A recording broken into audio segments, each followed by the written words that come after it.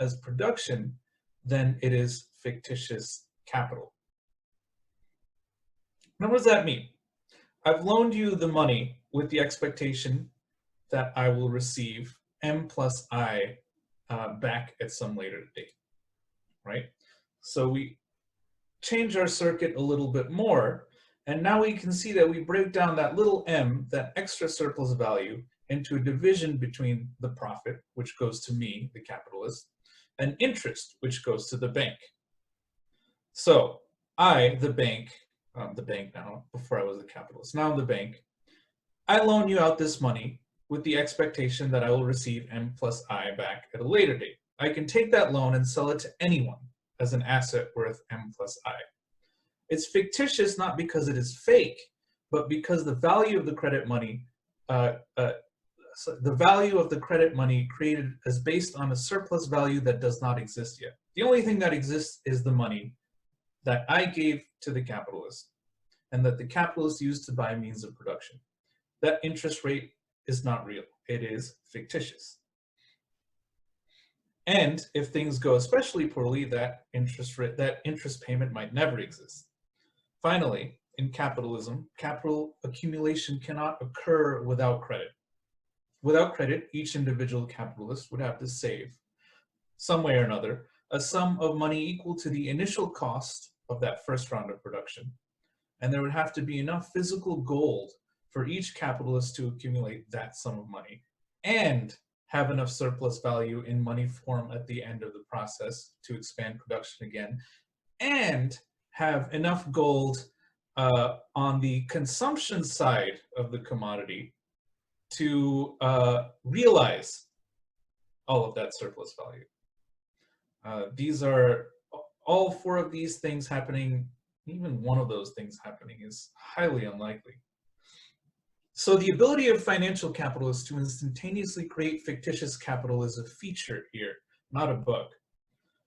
We can go further and say that through credit, capitalists' claim on future labor is transformed into a financial capitalist claim on a share of future surplus value. Fictitious capital is an interesting thing. It is in most cases literally a piece of paper, though backed usually by the full faith and credit of the national financial system, that entitles the bearer to a share of surplus value created at some point in the future. The face value of the fictitious capital is the same as the value of real capital, right? The M that the capitalist invests is the same value of M that I loaned that capitalist. Except the real capital is engaged in producing values, use values, and the fictitious capital's price may fluctuate, as Marx says in volume 3, quite independently of the movement of the value of the real capital. Markets for fictitious capital, like stock markets, are basically markets for the circulation of property rights, not the circulation of use values. Now let me ask you this. If I ask you for advice about investing, what would you tell me? First thing that probably comes to your mind is stocks and bonds. Yet investment in these forms of fictitious capital is not really investing at all, and at least in the terms that we talk about it, and that is, advancing capital to put to productive use. The magic of the credit system obscures the difference between investment in actual production and investment in fictitious capital, which is simply a claim on future production. Financial capitalists are incentivized to use this ability to create fictitious value whenever possible, leading to large amounts of financial leverage, that is, large amounts of assets purchased using debt, and balance sheets whose value is comprised of increasing amounts of speculative activity. It's here that the possibility of financial crises emerge. Let's go back to our production circuit. Plain old one from the beginning. The capitalist hope is that M prime exceeds M, but there's no guarantee that this will be the case. Maybe your workers go on strike. Maybe a new competitor corners the market for your particular commodity. Maybe a global pandemic happens and your workforce is idled for an unknown number of months. In that case, accumulation by the individual capitalist is halted. The financial capitalist takes a loss. The real value is less than the expected fictitious value. Property rights, after all, don't get corona, and monthly interest payments don't stay home. Under circumstances where banks operate purely as facilitators of accumulation, it's not so bad. However, in the world of rapidly multiplying fictitious capital, a small dip in production can result in the rapid collapse of credit markets, as happened in 2008. In theory, the central bank is supposed to counteract this unstable tendency in financial capital, in the first place, through regulation of credit creation in money markets, and in the second, by operating as the lender of last resort in credit markets that have seized up. The goal is to restore accumulation at all costs.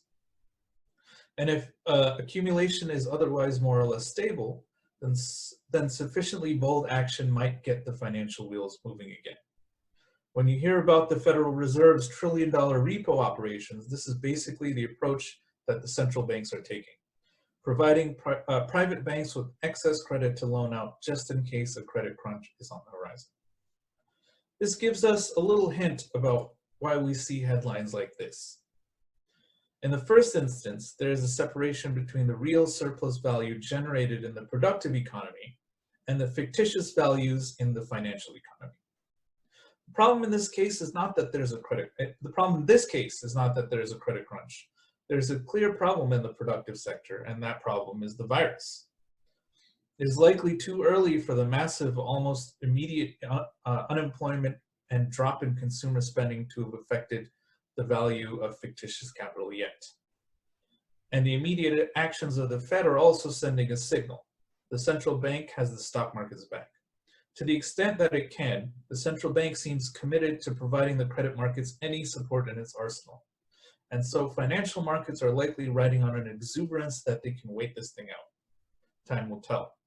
Eventually, however, the financial markets must intersect the real market. Credit can buy inputs and outputs, but it cannot substitute for the actual production of use values. So the financial system basically operates as a sort of command and control system for capitalism as a whole.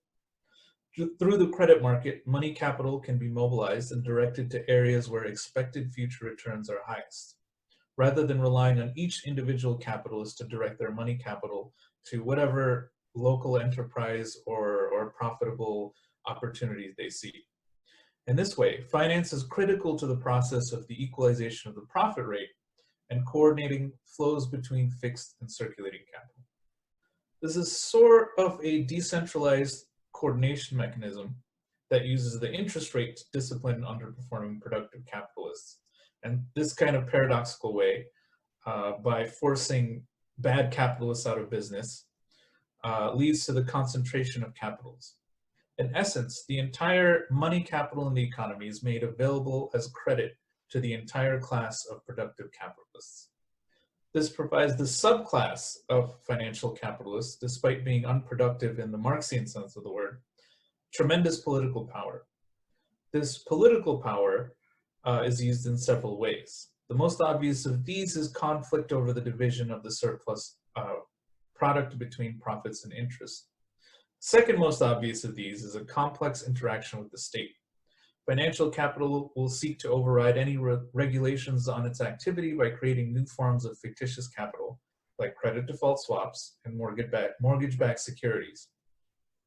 This formed the basis of Hyman Minsky's financial instability hypothesis. So, in sum, finance capital for Marx has two major aspects. The first is the process of the circulation of interest-bearing capital, or fictitious capital, of transforming money to value, to fictitious value, and back to money again. The second is an intra-class political actor whose relative power resides in the necessity of its role in the process of capitalist production. When controlled well enough by the state, this power ensures the reproduction of capital through accumulation, though this power occasionally results in expansions of speculation that blow over into full financial meltdowns. We can understand this contradiction-laden appearance of this class as the managers of a flow of fictitious capital, as well as the flow itself. Individual financial capitals attempt, as all capitals do, to centralize their command and control of the productive surplus of society. This is allowed to a greater or lesser extent by the regulatory power of the state, acting in the interest of stable accumulation, and by the laws of competition, of which financial capitalists are subject to just as any other. On the other hand, the state also protects against too much fragmentation, since instability in the financial sector can also pose barriers to the stable accumulation of capital. So, the final analysis. The financial sector and the state sector, the financial sector, the real sector, and the state sector developed very close proximity to one another in terms of the historical development of capitalism. And in theories of crisis, this is why in modern theories of crisis, especially since the collapse of the Bretton Woods system, you always see crises in the real sector accompanied by some sort of financial crisis. And we will probably, actually one of the weird things about this current crisis is the financial sector is relatively healthy relative to the real sector. People are out of work, but there's plenty of cash and credit flowing around. I will stop right there and we will go to the Q&A.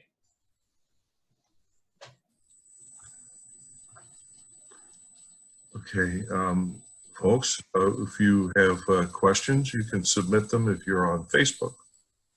You can submit them in the comments and I will read them.